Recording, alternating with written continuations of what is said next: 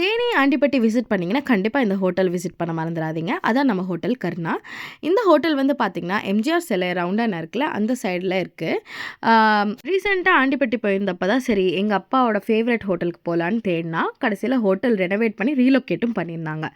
இங்கே வந்து நம்மளுக்கு ஏசி டைனிங்கும் இருக்குது, நான் ஏசியும் இருக்குது. நம்மளுக்கு இன்றைக்கி சர்வ் பண்ணது பார்த்திங்கன்னா நம்ம ரவி அண்ணா தான்.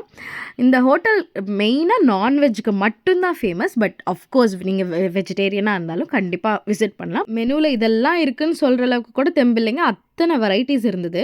ஸோ வந்து எனக்கு ரொம்ப பிடிச்ச ஒரு விஷயம் என்னென்னா ஹைஜீன். ஹோட்டல் ரொம்ப க்ளீனாக இருந்தது. அந்த கிளாஸ் ஆஃப் வாட்டர் எல்லாமே வந்து அந்த நான்வெஜ் ஸ்மெல்லாம் இல்லாமல் இருந்தது.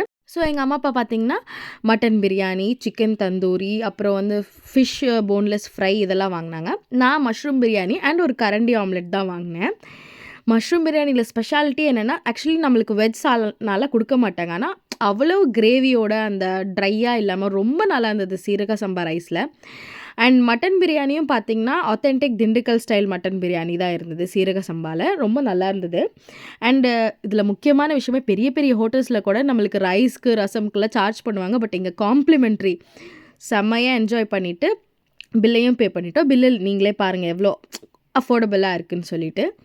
ஸோ கண்டிப்பாக இந்த ஹோட்டலை நீங்கள் விசிட் பண்ணுங்கள் ஆண்டிப்பட்டி போனால். டாடா பாய், டேக் கேர்.